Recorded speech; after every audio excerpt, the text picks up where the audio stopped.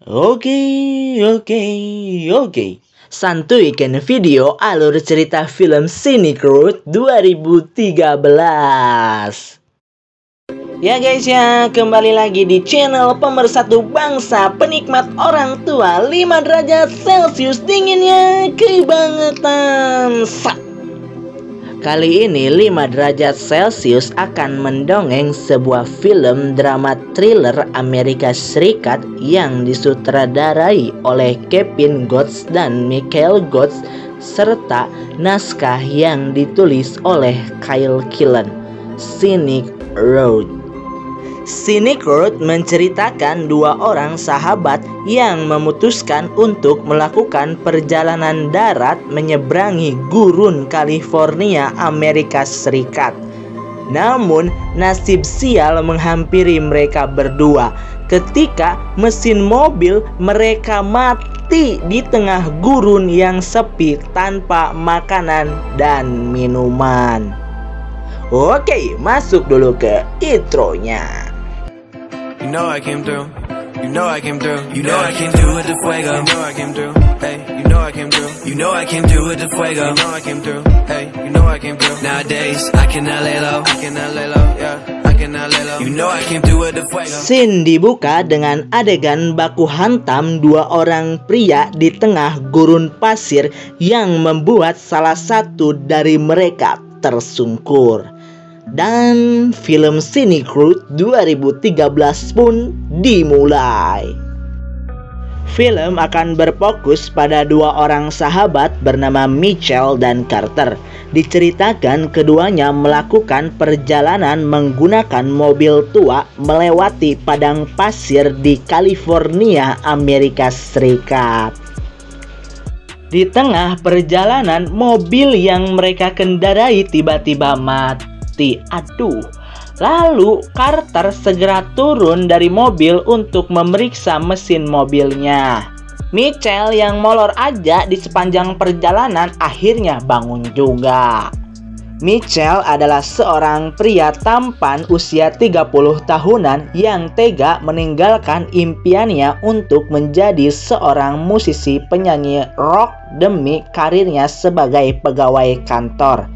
Sedangkan Carter adalah pria gemuk usia 30 tahunan tipikal lazy man yang menghabiskan hidupnya untuk menekuni kesenangannya menulis sebuah karya yaitu novel.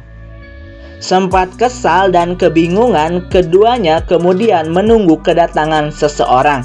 Alhamdulillahnya tiba-tiba ada pengendara mobil lewat. Lalu Mitchell gembira ria karena merasa akan mendapatkan tumpangan setidaknya hingga ke kota. Namun tiba-tiba Carter mencegah Mitchell yang akan menumpang mobil kakek tua tersebut. Carter menjelaskan bahwa ia sengaja mengerjai Mitchell dengan mencopot salah satu kabel di mobil sehingga mobil tidak dapat di-starter dan mesinnya mati. Atuh kesel jadi si Mitchell kalau digituin mah ya guys ya. Kan bener, Mitchell pun kesal dengan lelucuan dari Carter. Carter kembali beralasan bahwa dirinya sengaja melakukan itu untuk menarik perhatian Mitchell dan bisa mengajaknya mengobrol sebab sepanjang perjalanan Mitchell hanya bisa bobo dan tidak pernah mengobrol dengan Carter. Gabutnya anjim banget. Kemudian Mitchell segera meminta Carter untuk memasang kabelnya kembali dan mencoba menghidupkan mobil tersebut. Setelah dicoba, mobil tersebut kembali menyala dan dapat di-starter. Lalu kakek tua si pengendara mobil yang sempat mereka cegat akhirnya meninggalkan Mitchell dan juga Carter. Mitchell berdebat dengan Carter karena kelakuan Carter seperti anak kecil saja. Lebih parah lagi karena setelah dicoba dihidupkan kembali, mobilnya benar-benar mati. Aduh, karma kan cek saya juga aduh banget. Malangnya, baik Mitchell ataupun Carter sama-sama tidak mempunyai keahlian mengotak-atik mobil. Alhasil, keduanya terpaksa menunggu adanya orang lewat lagi.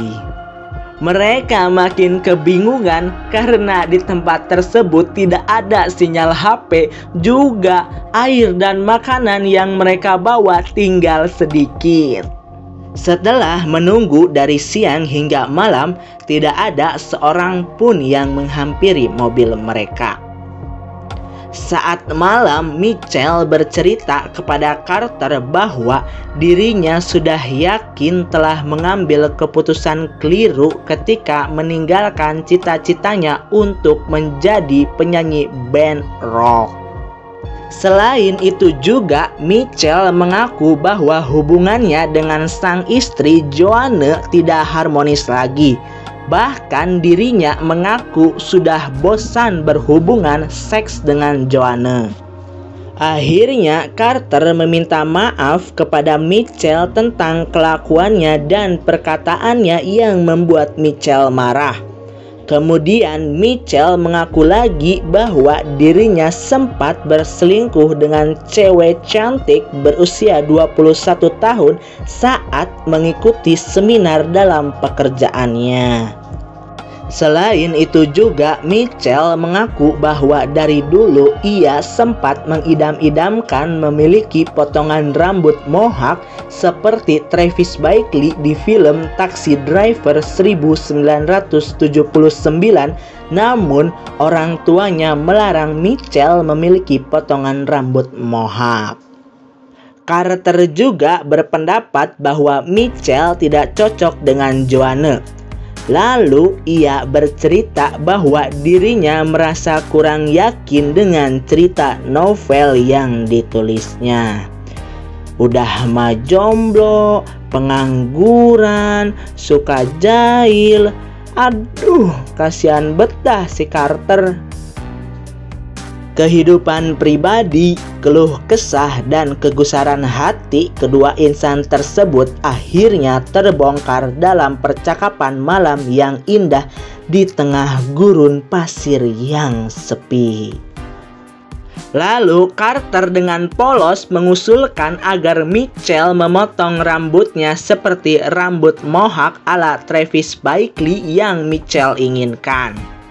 Carter memaksa Mitchell melakukannya karena ini di tengah gurun pasir yang mana tidak ada siapapun yang peduli pada Mitchell, karena siapa tahu besok keduanya sudah mati, sehingga ide untuk rambut mohawk tersebut pantas dicoba.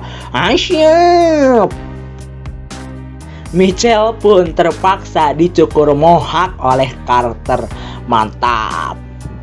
Namun saat keduanya merasa haus, mereka berdua terpaksa minum dari air yang ada di mobil.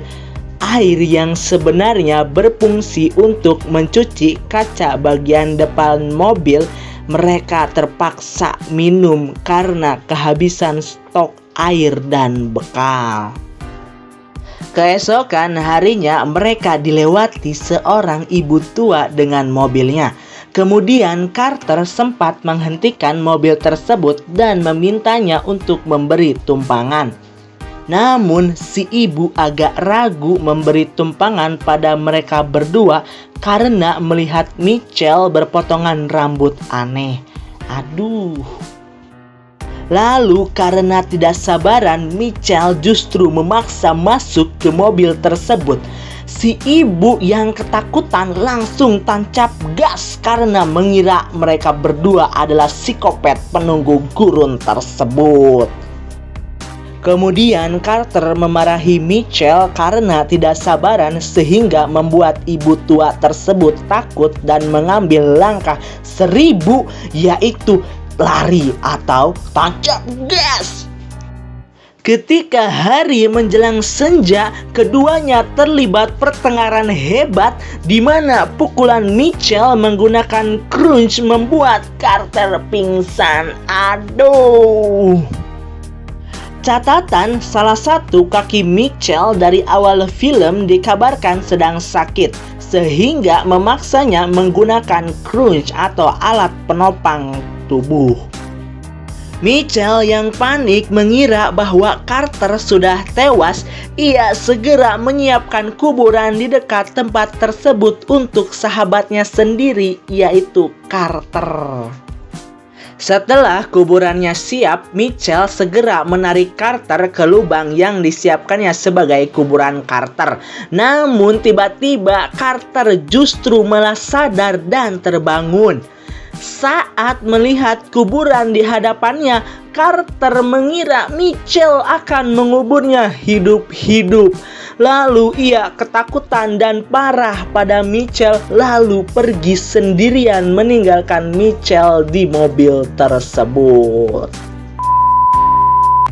Ketika malam dan hendak tidur, Mitchell merasa kedinginan, lalu ia berinisiatif membuat pasir menyelimuti tubuhnya hingga tiba-tiba Carter datang kembali karena ia tersesat dan tidak tahu mau kemana.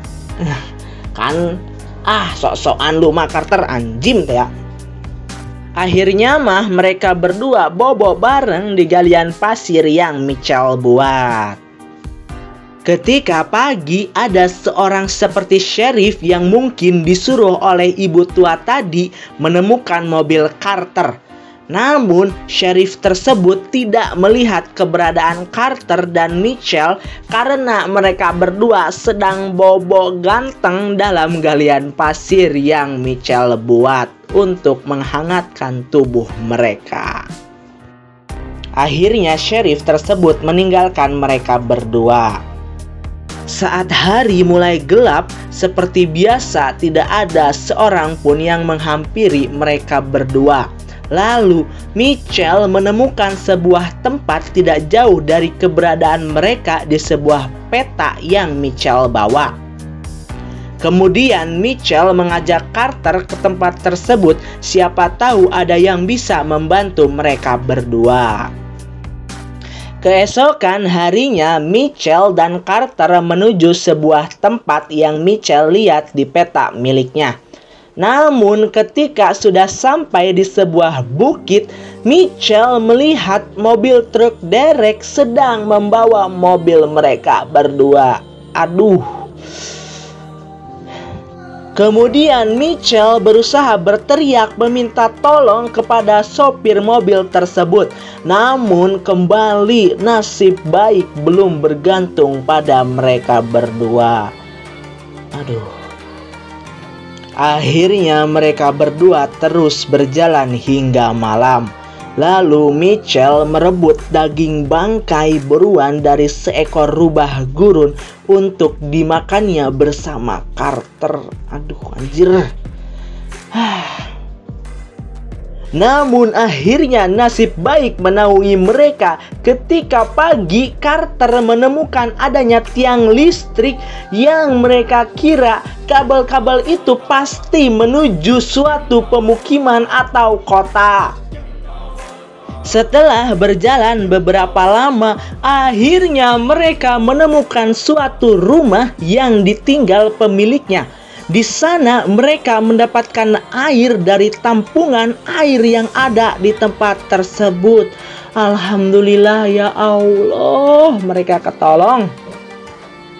Lalu ketika berkeliling di rumah tersebut, secara ajaib tiba-tiba handphone milik Mitchell berdering. Kemudian ia segera berinisiatif menelpon ambulan untuk membantu menolong mereka berdua.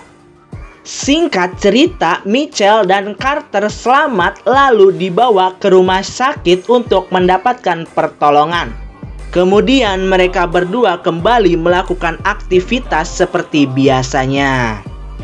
Lalu Mitchell memutuskan keluar dari pekerjaan lamanya untuk menekuni passionnya sebagai penyanyi band rock. Sedangkan Carter kembali menulis novel yang berjudul Scenic Road. Mitchell dan Joanne kemudian berinisiatif untuk pergi mengelilingi dunia dan mencari kesegaran dalam hubungan suami istri mereka. sementara Carter tinggal dan menjaga rumah Michelle. Hingga suatu malam Michelle terbangun dan menelpon Carter mengatakan dirinya khawatir bahwa kehidupan yang sempurna pasca kejadian di tengah gurun yang mereka lalui berdua hanyalah imajinasi mereka saja. Bener juga ya. And boom, benar saja, faktanya mereka berdua tidak pernah keluar dari tempat mengenaskan tersebut dan mati menjadi bangkai di tengah padang gurun California, Amerika Serikat. Lalu film pun berakhir. Pelajaran yang bisa kita ambil dari film Scenic Route 2013 ialah jangan pernah melakukan aksi konyol tanpa pernah tahu resiko yang akan dihadapinya di kemudian hari. Seperti si Carter. Lebih baik diam di rumah, rebahan, nonton alur cerita film yang ada di channel 5 derajat Celcius dinginnya kebangetan sat. Rating IMDb film Scenic Route 2013 sebesar 6,5. Cukup besar dan pantas untuk film survival yang satu ini karena menyajikan konflik antar manusia ketika keputusasaan ada dalam jiwa mereka. Juga plot twist yang membuat penonton merasakan kepedihan yang Carter dan Michelle alami ketika terdampar di sebuah padang pasir yang sangat sepi.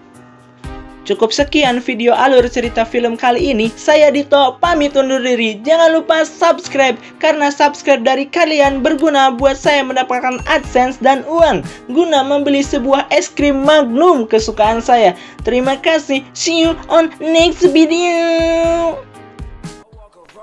Ya guys ya, jangan lupa like, comment, share, and subscribe channel 5 derajat Celcius dinginnya kebangetan.